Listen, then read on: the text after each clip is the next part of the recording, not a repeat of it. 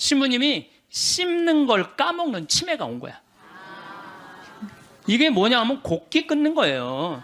그럼 곡기를 끊으면요, 여러분들 죽을 때 가장 편안하게 죽는 건 곡기 끊고 죽는 거예요. 곡기 끊고 죽는 거예요. 죽을 때 가장 편안하게 죽는 건 곡기를 끊으면요, 곡기 끊은 할머니 할아버지들은요 신음소리도 안 내요. 신음소리도 안 내고 가만히 주무세요. 계속 주무시고, 여러분들 그렇게 갖고 죽을 때요, 마지막에는요, 여러분들 마지막에 죽을 때 황홀하게 죽는 사람들이 있대요. 황홀하게 죽는 사람이 있대요. 그게 신의 마지막 선물인 도파민이 나온대요. 그만큼 사람을 황홀하게 해준대요. 그런데 마지막 곡기를 끊고 돌아가시는 분들은 마지막에 도파민이 나와서 죽을 때 굉장히 행복하게 죽을 수 있대요. 그러니까 얼마든지 죽을 때 괴롭게 죽는 것만 생각하실 필요는 없다는 거야. 지난번에 삼성의료원에서 조사를 해봤대요. 80이 넘어가고 항암의 의미가 있느냐 없느냐, 아무 의미가 없다는 거예요. 이렇게나 3개월 후에 죽고 저렇게나 3개월 후에 똑같이 죽는다는 거야. 근데 차라리 모르핀을 맞으면서 암성 통증을 죽여가면서 깨끗하게 마지막 준비하고 떠나는 게 훨씬 낫다는 거예요. 근데 우리는 안 죽으려고 그래서 문제인 거예요. 안 죽으려고 끝까지 희망의 끈을 놓지 않는 거지. 자식들이 그게 효도라고 생각하는데 절대 효도가 아니에요. 마지막까지 부모를 괴롭히는 거예요. 87살 먹은 루시아 할머니 있었어요. 이 할머니, 나 이제 더 이상 사는 거 싫어. 나 이제 죽어도 여한 없으니까 그러니까 나 좀 빨리 데려가게 해달라고, 기도 좀 해달라고 맨날 그랬어요. 네 할머니 내가 본당 이제 떠나고 평창 들어갈 때까지 안 돌아가셨어요. 네 할머니 93살에 돌아가셨어요. 근데 그 아들하고 며느리가 마지막에 이제 나한테 와서 어머니 돌아가셨다고 인사 보고하러 왔는데, 그 며느리가 정말로 기가 막힌 얘기를 하더라고요. 신부님, 우리 어머니가 맨날 나 데려가게 해달라고, 나 빨리 죽고 싶다고 새빨간 거짓말이었다는 거예요. 왜 그러냐? 그러니까 93살에 혼수 상태가 돼갖고 이제 분당에 있는 재생병원에 입원을 시켰대요. 그러니까 이제 그 며느리가 성가대원을 했었는데 성가대원들이 위로를 온 거야. 그러니까 이제 기도를 해주면서 그 안젤라라는 자매가 그 며느리한테 그랬다는 거예요. 아, 이제 이번에는 돌아갔으면 좋겠다고. 그리고 위로를 하고 갔대요. 근데 이 할머니가 혼수 상태에서 깨어나서 첫 마디가 뭔지 알아요? 안젤라 전현 만나지 말아라. 이게 첫 마디예요. 이게 첫 마디예요.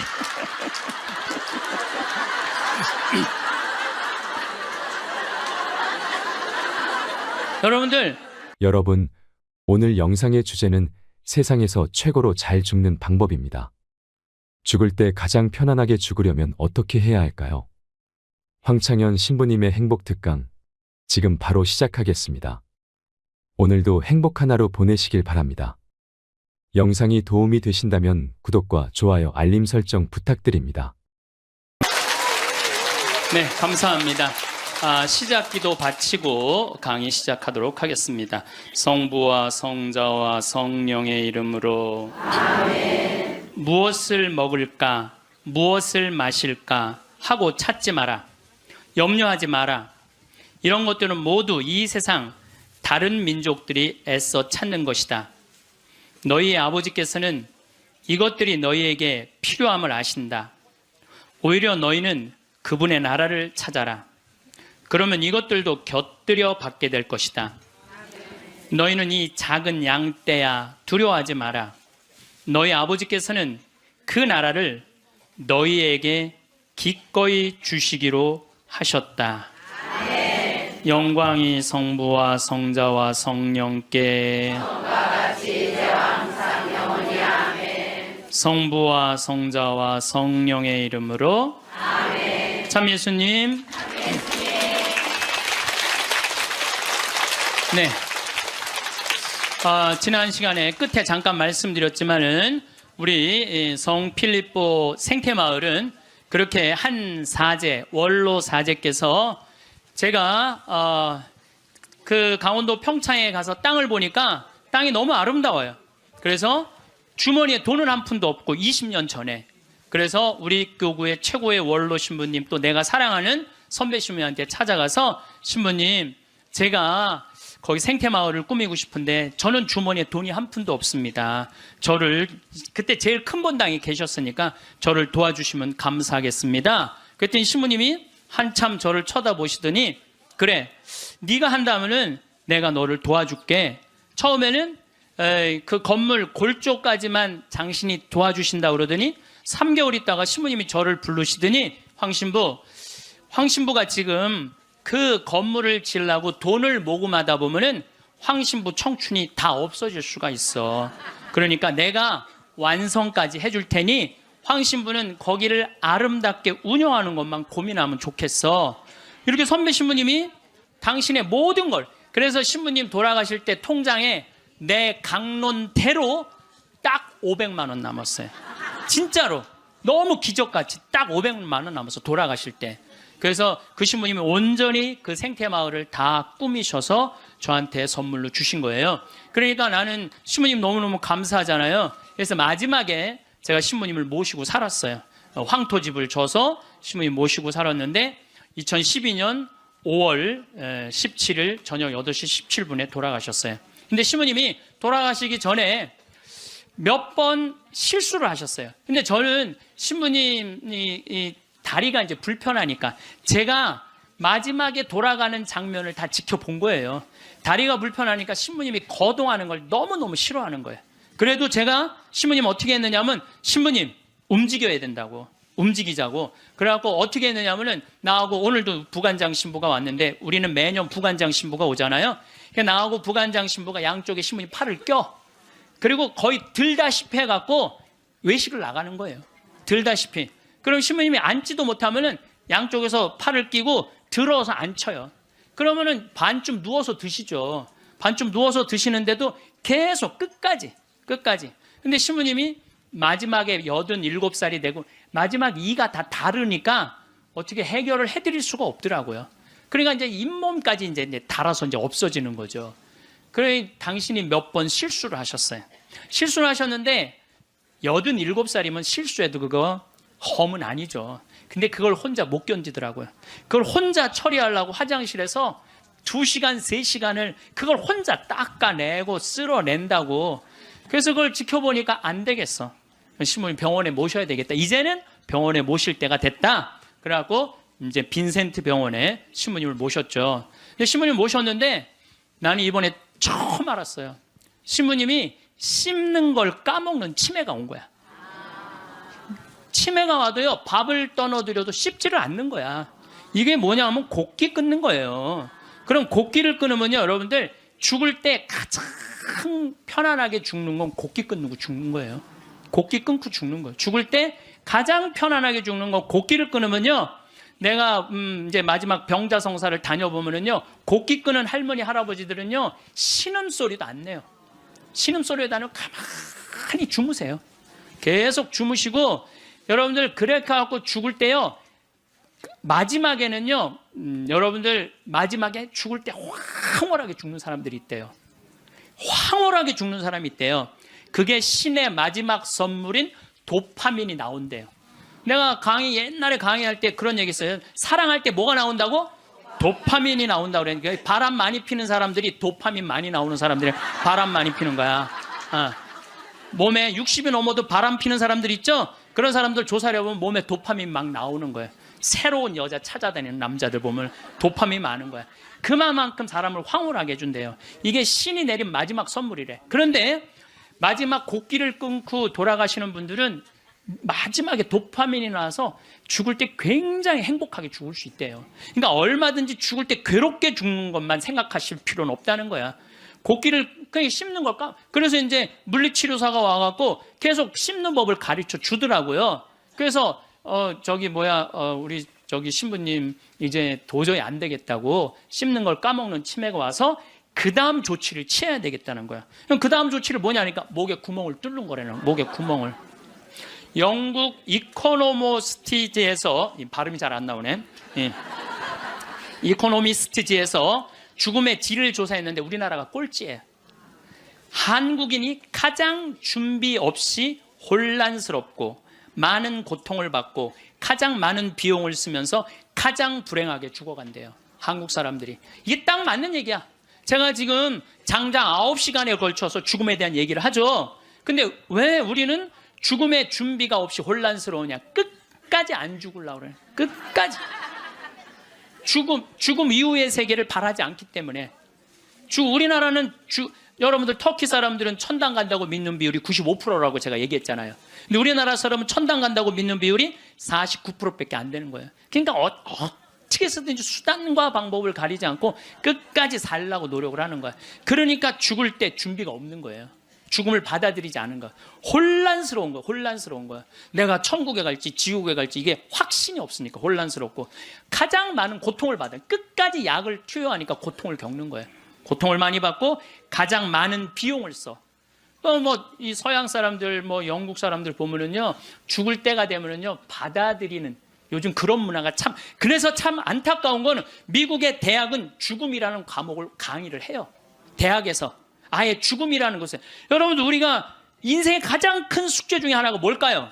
죽음이에요. 근데 거기에 대해서 우리는 아는 게 하나도 없어. 그냥 안 죽으려고 하면 그래. 아는 거 없이 안 죽으려고 하면. 죽음학이라는 게 있다니, 죽음학이라는 게. 그래서 나는 우리나라 적어도 대학 정도면 죽음학을 가르쳐야 된다고 생각을 해요. 죽음에 대해서. 제가 마지막에 괴롭게 죽는 분들을 너무 많이 봤거든. 병자성사 쫓아가서 보면은 막 피를 토하고 막 온몸을 떨고 죽는 사람들도 많아요. 그런데 정말로 곱게 죽는 할머니들, 내가 정말로 잊지 않는 할머니야. 보자, 비산동 보자니까 22년 전 보자 때인데 새벽에 막 사정안을 두들기는 거예요. 나가보니까 그냥 덩치가 이만한 고등학교 2학년 3학년 여학생인데, 신부님 우리 어머니 돌아가셔요. 그런데 99살이래.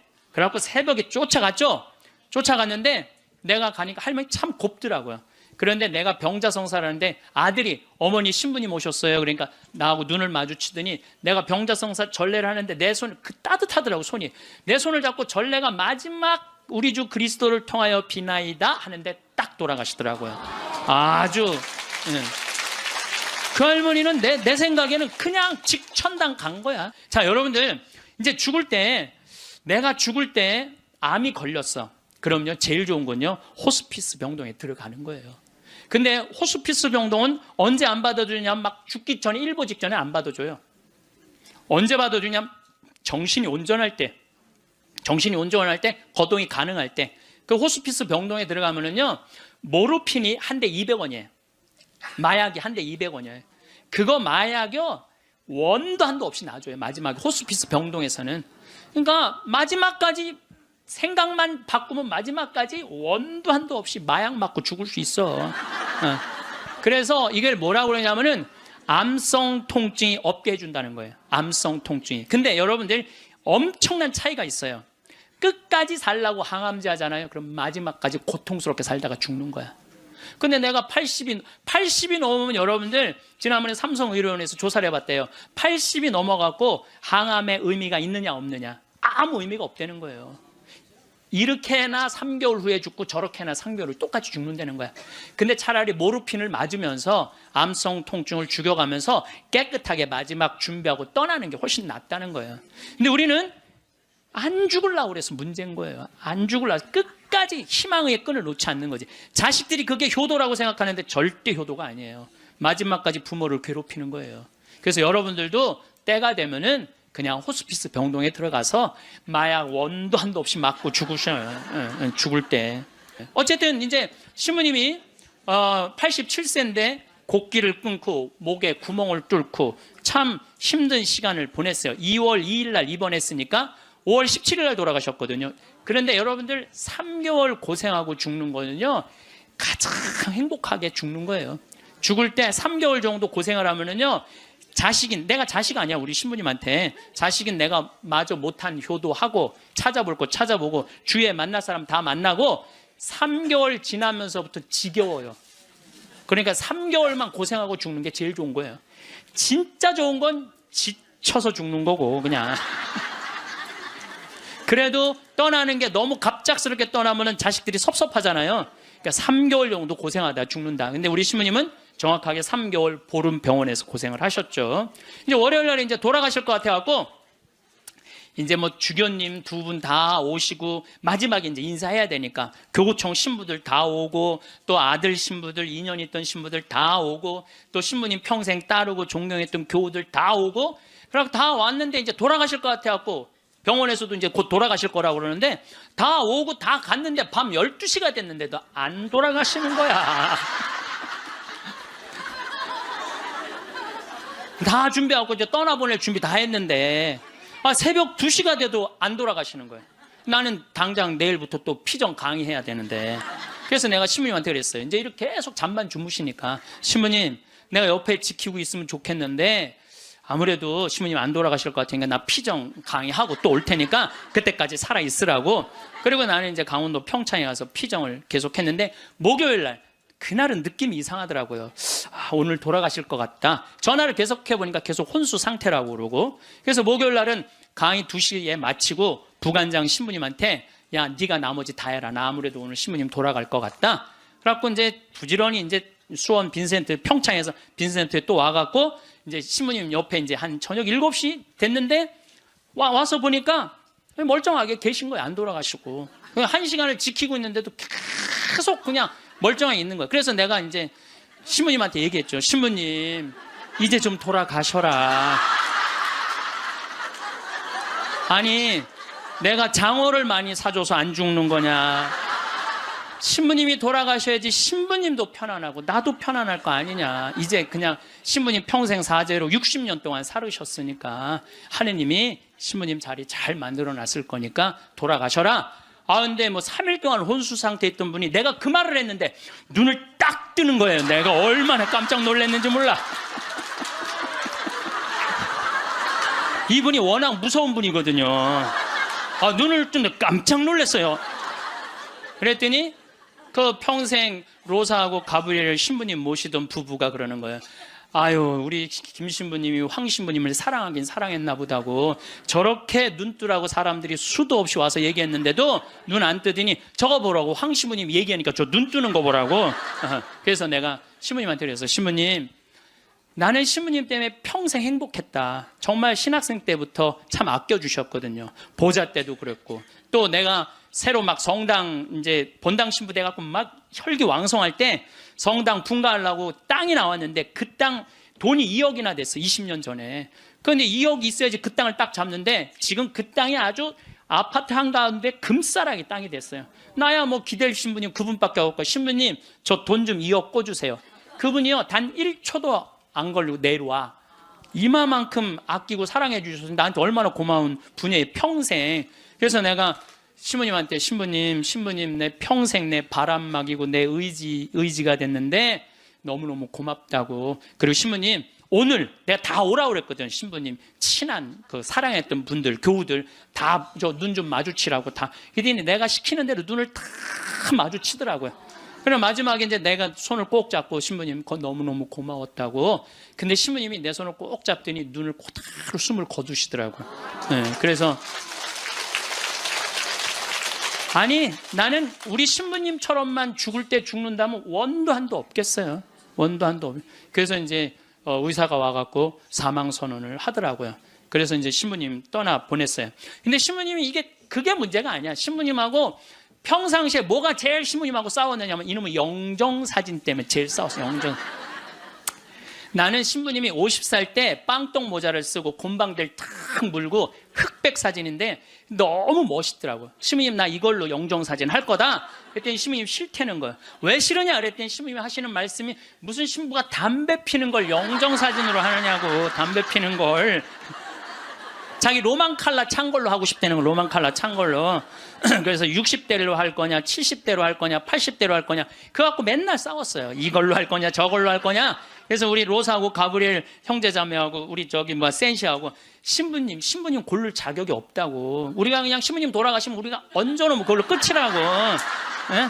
아무리 신부님이 살아생전에 대단했더라도 죽으면 뭐 마음에 안 든다고 관뚜껑 열고 나와서 바꿀 거냐. 우리가 할 거다. 근데 결국은 신부님 70살 때 찍은 영정사진으로 하고 이제 내 사무실에 지금 이렇게 걸어놔갖고 내가 저 퇴근합니다. 그리고 요즘도 그렇게 했는데 우리가 영정사진도 문제예요. 여기 계신 여러분들 영정사진 제대로 준비하는 사람 없어요. 자식들이 여러분들 어머니 영정사진 찍읍시다 하고 여러분들 얼굴 들이대고 사진 찍을 수 있을 것 같아요? 여기 계신 분들 늙으면 죽어야 돼. 이거 새빨간 거짓말이에요. 새빨간 거짓말이에요. 내가 본당 신부할 때 87살 먹은 루시아 할머니 있었어요. 이 할머니 북에서 넘어와 갖고 남편 일찍 사별하고 자식 아들 둘 키웠는데 10년 동안 누워 있었어요. 그러니까 10년 동안 누워 있으니 얼마나 힘들어. 그러니까 내가 봉송체 갈 때마다 할머니가 신부님 나 이제 더 이상 사는 거 싫어. 나 이제 죽어도 여한 없으니까 신부님 하느님하고 친하지 않느냐고. 그러니까 나 좀 빨리 데려가게 해달라고. 기도 좀 해달라고. 그럼 내가 할머니 손 꼭 붙잡고 할머니 걱정하지 마세요. 내가 성당 가서 어떻게 해볼 테니까 걱정하지 마세요. 맨날 그랬어요. 네 할머니 내가 본당 이제 떠나고 평창 들어갈 때까지 안 돌아가셨어요. 네 할머니 93살에 돌아가셨어요. 근데 그 아들하고 며느리가 마지막에 이제 나한테 와서 어머니 돌아가셨다고 인사 보고하러 왔는데 그 며느리가 정말 기가 막힌 얘기를 하더라고요. 신부님, 우리 어머니가 맨날 나 데려가게 해달라고 나 빨리 죽고 싶다고 새빨간 거짓말이었다는 거예요. 왜 그러냐? 그러니까 93살에 혼수 상태가 돼갖고 이제 분당에 있는 재생병원에 입원을 시켰대요. 그러니까 이제 그 며느리가 성가대원을 했었는데 성가대원들이 위로를 온 거야. 그래서 이제 기도를 해주면서 그 안젤라라는 자매가 그 며느리한테 그랬다는 거예요. 아, 이제 이번에는 돌아갔으면 좋겠다고. 이제 할머니 혼수 상태에 있는데 이번엔 돌아가셨으면 좋겠다. 그만 자매님 괴롭히고. 그리고 위로를 하고 갔대요. 근데 이 할머니가 혼수 상태에서 깨어나서 첫 마디가 뭔지 알아요? 안젤라 전현 만나지 말아라. 이게 첫 마디야. 이게 첫 마디.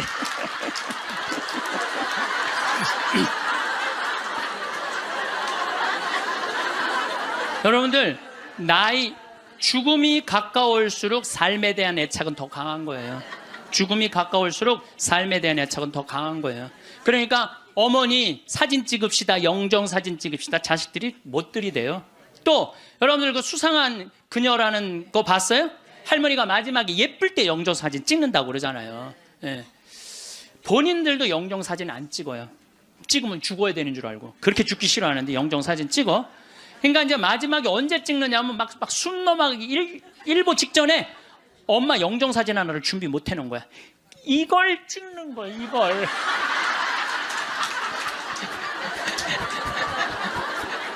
그래갖고 내가 조문을 가보잖아요. 그러면 머리 하얗고 다 이런 사진만 있어요. 안 그래도 슬픈데 이러고 있으면 더 슬프죠. 얼마나 고생을 하고 죽었길래 저러게 하고 저러고 죽나. 여러분들 영정 사진도요 제일 예뻤을 때 찍어 놓으세요. 지금도 보면 다 이뻐요. 지금 보면 다 이뻐. 그럼 예쁘게 화장도 하고 곱게 해서 뭐 머리가 하얀 분은 꽃모자 쓰면 되잖아. 꽃모자 딱 쓰고 얼마나 좋아요. 여기 어르신 남자 어르신 분들도 집에 가서 40대 50대 한번 사진 보세요. 이야 내가 이렇게 잘생길 때가 있었나? 그 사진으로 하세요. 보세요. 저기 수상한 그녀에서 그 나문희 씨가 이런 말을 해요. 내가 그래도 이쁜 얼굴로 할 때 자식들이 제사할 때 봐도 이쁜 얼굴로 보면 기분 좋다는 거죠. 근데 제사할 때 몇 년 할 건데 그냥 이런 걸로 제사를 할 때 그렇게 해요. 나는 장례미사 때 성가도 마음에 안 들어. 성가도 너무 슬퍼. 뭐 죽는 게 뭐 이렇게 슬프다고. 그래서 나는 장례미사 때 난 성가 난 다 정해놨어요. 아예 성가 번호 못 정하게 내가 정해놨는데 나는 처음 성당 나가서 배운 성가가 주날개미 씨예요. 나 그 입당 성가로 정해놨어요. 주날개미 내가 편히 쉬리라 어두운 이 밤에 바람 부나 아버지께서 날 지켜주시니 겁내지 않고 잘 쉬리로다. 주날개미 즐겁도다 그 사랑 끊을 자니뇨. 주날개미 쉬는 내 영혼 영원히 살게 되리라. 영원히 살게 된대잖아요. 얼마나 좋아. 입당성가. 봉헌성가는 내가 성모님을 참 좋아해. 사실 난 중학교 때 성모님 싫어했어요. 왜 싫어했냐면 학교만 가면 교회 다니는 애들이 니네는 마리아 교다고 말이 얼마나 싸움을 걸어오는지 성당 가서 성모님 째려보면서 아유 내 저 성모님만 없으면 애들한테 괴롭히면 안 당하는데 내가 맨날 이랬어요. 근데 고등학교 때부터 성모님이 너무너무 좋은 거야. 이야, 세상에 이런 아름다운 분이 있구나. 여러분들 우리 지금 새로운 보좌 신부님이 기가 막힌 강론을 며칠 전에 하셨어요. 여러분들 믿음으로 저 산도 온 길이 그거 알죠? 근데 나는 그게 이해가 안 가. 어떻게 아무리 믿음이 강해도 산을 옮길 수 있느냐. 여러분들 그거 받아들여져요? 나는 이게 뻥치는 것 같아. 아무래도 예수님이. 근데 부관장 신부님이 뭐라고 그랬냐면은 성모님은 믿음으로 온 우주의 주인을 이 세상에 옮겨놨다는 거예요. 온 우주의 주인을 이 세상에 옮겨놨다. 그게 성모님의 믿음이 아니면 그게 가능했겠냐 이거예요. 그 시간이 가면 갈수록 성모님이 너무너무 좋은 거야. 그래갖고 나는 본당 신부할 때 성모의 밤 할 때 5월에 성모님 머리에 장미화관 이렇게 해놓고 교우들이 예쁜 옷 입고 와서 초봉헌하고 막 그럼 내가 제일 좋아하는 성가 253번이에요. 내 머리를 꾸미오니 내 머리를 꾸미오리 장미화와 백화파로 유향연기 피우오리 마리아여 내 주 위에 얼마나 좋아요. 그래서 나는 이 성가는 내 장례 때 봉헌 성가야. 네, 내 봉헌 성가 성모님한테 봉헌하고 그 다음에 그 성체 성가는 내가 그래도 신학교 다닐 때 목소리가 커갖고 노래를 잘해서가 아니라 목소리가 커갖고 신학교 축제 때 독창을 많이 했어요. 그때 내가 늘 즐겨 부르던 노래가 시 프랭크의 파니스 안젤리쿠스예요. 파니스 안젤리쿠스 피 파니스 미눔 이건데 이건 일반인이 못 불러. 음이 높아갖고. 그래서 난 죽을 때 아예 성악가 한 놈을 사놓고 죽을 거야. 아예. 야, 너 나 죽으면 꼭 가서 불러라. 나의 돈을 줘놓고. 예. 퇴장성가는 내 한평생을 예수님 안에 내 온전하게 그 말씀 안에 내 결코 뒤를 바라봄 없이 그분만을 따릅니다. 얼마나 좋아. 한평생 예수님 따른다는 거. 나는 내 장례 때 이런 성가 울려 퍼지는 거 원하지 않아요. 오늘 이 세상 떠난 이 영혼 보소서 이런 거 원하지 않아. 내가 뭐 죽으러 가?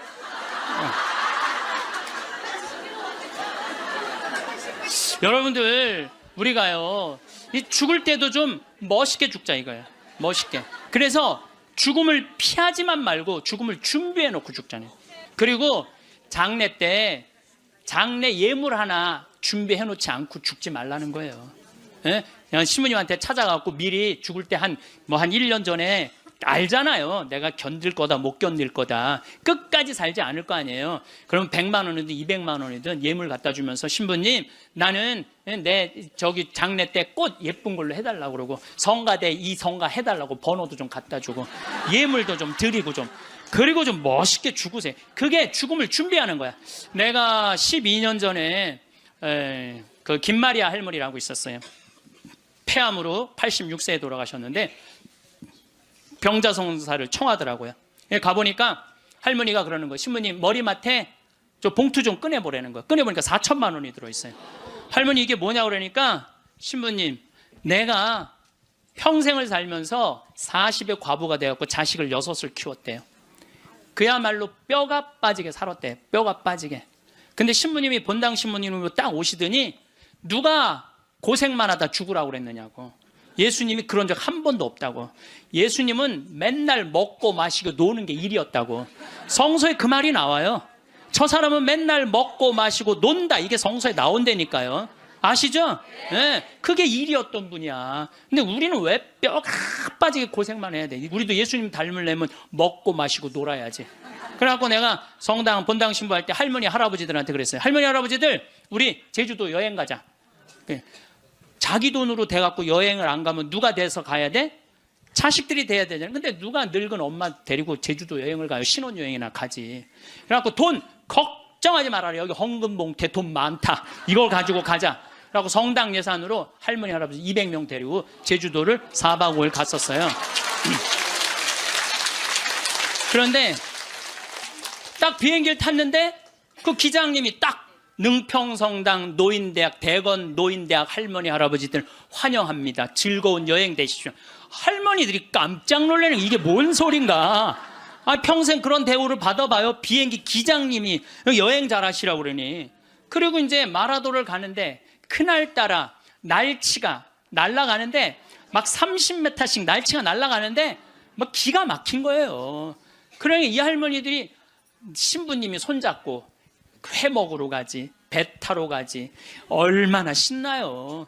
그러면서 그 할머니 마리아 할머니가 그래요. 내 평생 신부님하고 산 3년처럼 행복했던 적은 없다는 거예요. 신부님이 청와대도 데리고 가고, 청와대도 여러분들 청와대도 신청만 하면 다 들어갈 수 있어요.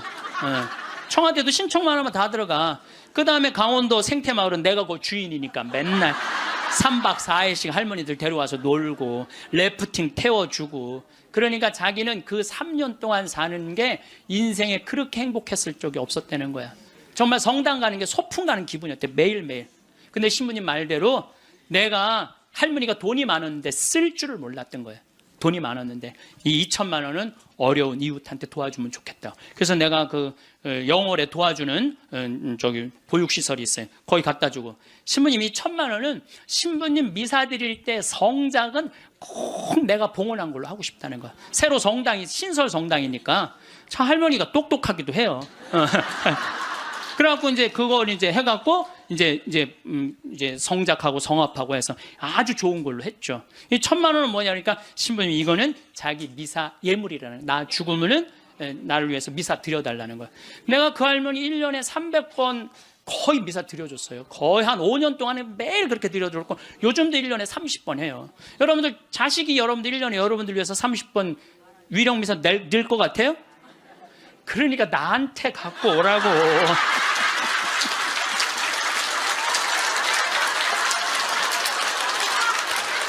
이거는 농담이에요.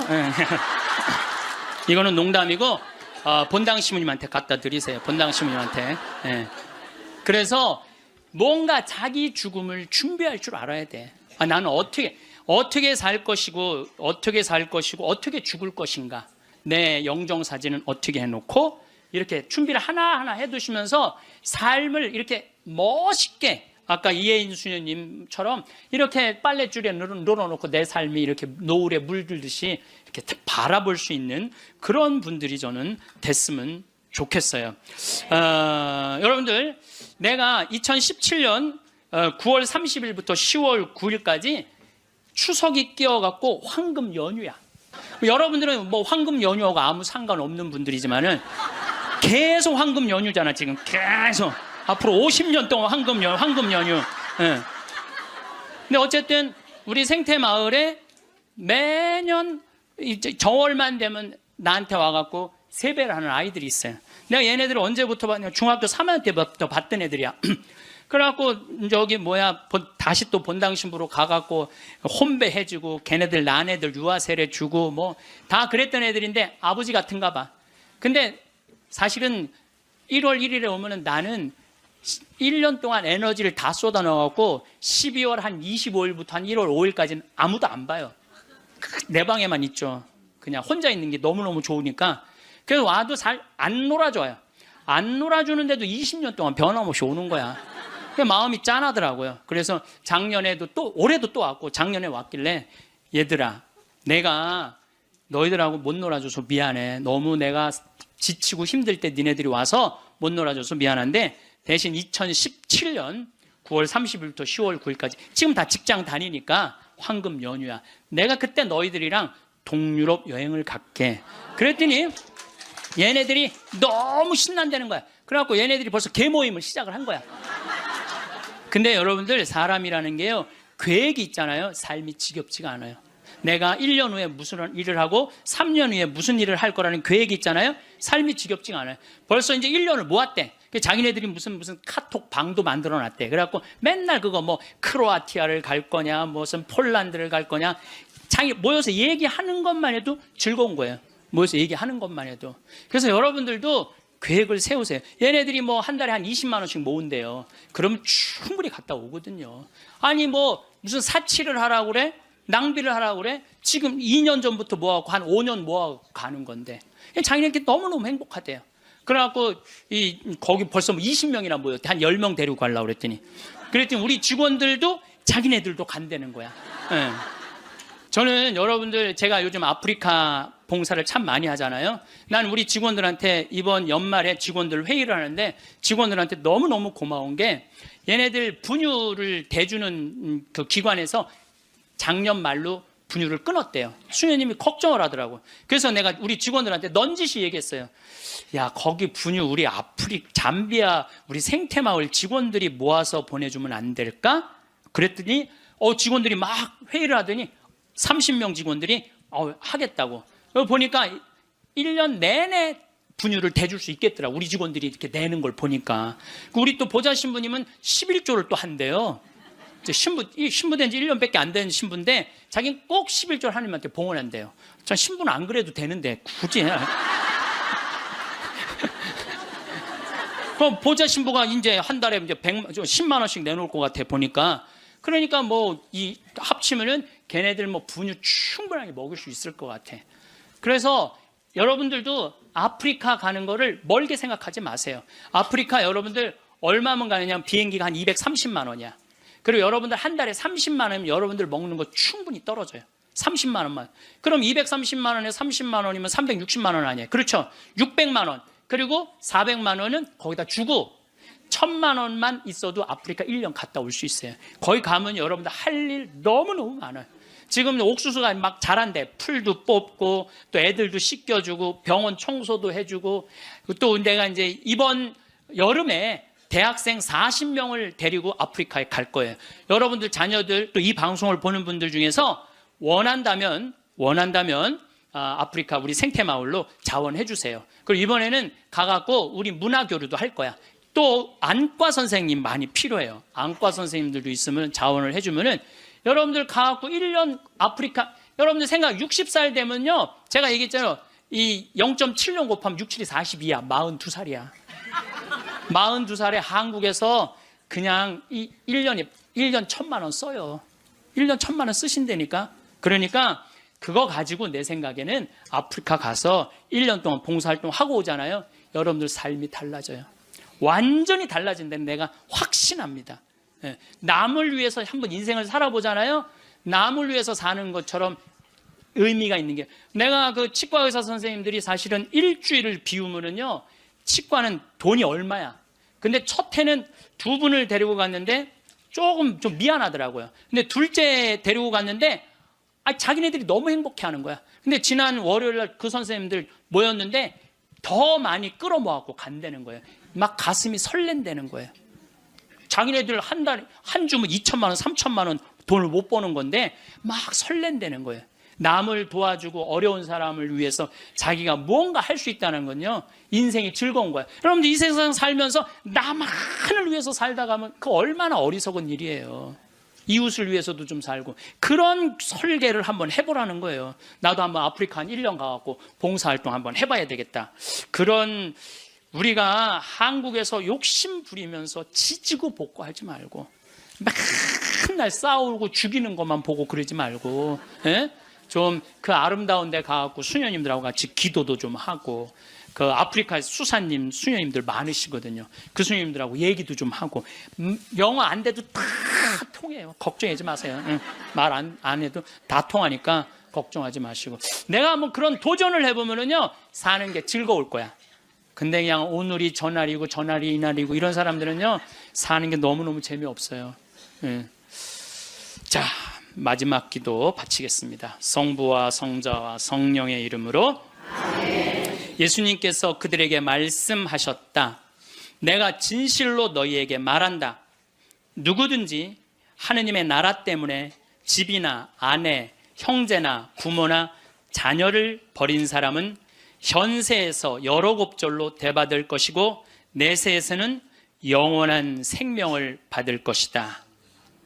영광이 성부와 성자와 성령께 성부와 성자와 성령의 이름으로 감사합니다. 황창현 신부님의 행복 특강이 어떠셨나요? 오늘 황창현 신부님께서는 곡기를 끊고 평온한 죽음을 맞는 것에 대해 말씀해 주셨는데요. 참 공감 가는 부분이 많았습니다. 병원에서 죽기 전까지 주는 정맥주사는 몸을 말라가듯 죽을 수 없게 하고 수분이 넘치는 상태를 유지시킨다고 합니다. 곡기를 끊고 말라가듯 죽을 때 인간은 오히려 죽음의 고통을 덜 느끼는데 병원에서 연명 치료에 시달리다가 고통 속에 가시는 분들이 많습니다. 현대의학의 죽은 비즈니스에 속지 않기 위해서는 누구에게나 죽음을 배우는 시간이 필요합니다. 요즘에는 대부분의 사람들이 병원에서 죽음을 맞습니다. 중환자실에서 홀로 쓸쓸히 죽어가는 것이 과연 최선일까요? 입으로 음식을 삼키지 못하면 콧줄로 영양을 밀어넣고 숨을 못 쉬면 억지로 산소를 공급하지요. 수십 개의 줄을 연결해 내일 죽을 사람을 본인 뜻과는 무관하게 몇 달이고 연명시키는 일도 벌어집니다. 요양병원과 요양원들도 하나의 사업이 되어버린 것이 현실입니다. 암 환자들조차도 막상 임종을 맞으면 영정사진을 못 구하는 일이 허다하다고 하지요. 가족들의 얼굴도 알아보지 못하고 몸에 수십 개의 관을 삽입한 채 24시간 울리는 기계음을 들으며 죽어가고 싶은 사람은 없을 것입니다. 그러나 죽음을 외면하면 이런 일은 언제라도 일어날 수 있습니다. 병원의 죽은 비즈니스에 속지 않고 원하는 방식으로 생을 마무리하려면 어떤 준비가 되어 있어야 할까요? 저는 좋은 의사란 최선을 다할 때와 이제 그만 놓아야 할 때를 분명히 할 줄 알고 가족을 설득할 수 있어야 한다고 믿습니다. 왜 의사들은 죽음 앞에서 거짓말을 할까요? 인공호흡기를 달면 그래도 당장은 좀 편해지실 거야 하는 말은 거짓말입니다. 인공호흡기를 단 상태에서는 자발 호흡을 어떤 형태로든 죽여놓지 않으면 제정신으로는 버티기가 힘들기 때문입니다. 중환자실에서 사망한 환자의 가족들의 공통적인 푸념은 사랑하는 우리 아버지 우리 어머니가 주렁주렁 뭘 달고 동여맨 채 돌아가셨다는 말입니다. 이것이 현실입니다. 인공호흡기를 단 환자의 60에서 80%가 선망을 경험하는데 쉽게 말해 정신줄을 놓는다고 이해하면 됩니다. 환자나 가족들에게 이것은 생지옥이나 마찬가지입니다. 좋은 죽음이란 무엇일까요? 죽음에 임박했을 때도 존엄성과 사생활을 보호받을 수 있어야 합니다. 그리고 죽을 장소를 내가 선택할 수 있어야 합니다. 마지막으로 임종 시 함께 할 사람을 선택할 수 있어야 합니다. 저는 생명 유지 장치를 쓸 것인지 사전에 결정하고 그 결정을 존중받아야 하며 무의미한 생명 연장을 하지 않는 것이 좋은 죽음이라고 생각합니다. 늙으면 빨리 죽어야지. 나 좀 죽게 해줘. 이런 말은 빈말로라도 하지 않으셨으면 좋겠습니다. 세상에 남겨진 이들에게 고통이 될 수 있습니다. 내가 언제 죽을지 아무도 모르고 죽을 때 죽는 것입니다. 그러니 내가 힘들다는 이유로 입버릇처럼 그런 말은 하지 말아주세요. 데이비드 캐슬러의 인생 수업을 보면 이런 글귀가 있습니다. 삶의 마지막 순간에 사랑하는 사람들을 마지막으로 한 번만 더 볼 수 있게 해달라고 기도하지 말라. 지금 그들을 보러 가라. 우리에게 주어진 남은 생, 사랑하는 이들과 더없이 행복하고 소중한 시간을 보내셨으면 좋겠습니다. 지금부터 말씀드리는 내용은 꼭 기억해 두셨으면 합니다. 우리가 임종이 다가왔다는 것은 어떻게 알 수 있을까요? 임종 일주일 전에는 외부 자극에 대한 반응의 저하, 수축기 혈압 감소와 구강 건조 등의 증상을 보인다고 합니다. 특히 임종 하루 이틀 전부터는 혈압이 현저하게 떨어지고 가래 끓는 소리를 내며 눈을 위로 치켜뜨는 증상을 보인다고 하죠. 의식의 변화는 진정과 기면의 단계를 거쳐 혼수와 사망에 이르게 되는데 이는 잠들듯 편하게 눈을 감는다는 표현을 의학적으로 설명한 것입니다. 하지만 일부 환자들은 환각 경련 등 임종 직전에 선망을 겪습니다. 의식이 나빠지면 이에 따라 호흡이 불안정해지는데 숨을 몰아쉰다든지 긴 시간 숨을 쉬지 않는 무호흡 증상이 나타나면 임종에 임박한 것으로 보아야 합니다. 하지만 이것을 기억하세요. 무난한 임종 상태로 임종에 가까워지면 오히려 통증은 줄어듭니다. 임종 환자의 가래 끓는 소리를 의학적으로 임종천명이라고 하는데요. 신체 기능이 쇠약해져 기관지에 고인 분비물을 뱉어내거나 삼킬 수 없어지면서 기도 내에 분비물이 쌓여 발생합니다. 이 증상이 일어날 때쯤이면 대체로 의식은 혼수 상태이며 환자는 불편함을 거의 느끼지 않는다고 알려져 있습니다. 이 시점에 도저히 참지 못하고 환자를 의료기관으로 옮기는 순간 연명 치료의 굴레에 들어서게 되는 것입니다. 밥을 못 먹는 단계를 지나 물도 못 마시는 단계가 오면 이제는 정말 살 시간이 얼마 남지 않았음을 알고 이에 대한 준비를 해야 합니다. 통념과 달리 임종 환자는 탈수가 되었다고 해서 갈증을 호소하지 않습니다. 우리 주변의 현인들 중에서는 영면에 들기 전 곡기를 끊고 죽음을 기다리는 경우가 있습니다. 저는 가야 할 때가 왔다고 생각되면 이렇게 자연으로 돌아가는 것이 가장 바람직한 형태의 죽음이 아닌가 생각합니다. 김학철이라는 독립운동가를 아시나요? 임종하시기 전에 21일간 물만 드시면서 꼬박 굶고 마지막에 관장을 하고 돌아가셨다고 하는데요. 이렇게 돌아가시면 염할 것도 하나도 없다고 합니다. 마지막으로 김학철 전집에 있는 이 글귀를 들으시면서 어떤 죽음이 좋은 죽음일지 한번 생각해 보시면 좋을 것 같습니다. 노 혁명가의 죽음, 은빛 호각. 내 일생을 통해 가장 경계해온 것이 남에게 쓸데없이 폐를 끼치는 일이요. 다른 하나는 번거로움이니. 며느리 너는 나 죽은 날에도 울지 말고 그냥 학교에 가라. 가서 평상시처럼 아이들을 가르쳐라. 위험 있는 삶도 어렵지만 사람이 천명을 알고 자신의 죽음을 위험 있게 맞기가 쉽지 않거늘. 그러나 선생은 그렇게 했다.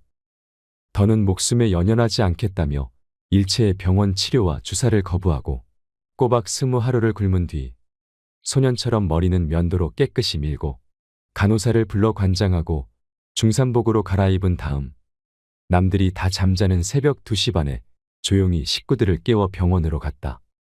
그리고 평소의 모습처럼 침대에 누워 도란도란 얘기를 하시다가 그만 깜빡 저 세상으로 가시었다.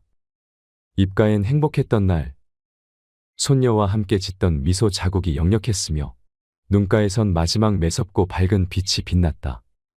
향년 85세. 이상으로 책틀맨이었습니다. 지혜를 쌓는 당신의 오늘이 아름답습니다. 더 좋은 영상으로 찾아뵙겠습니다.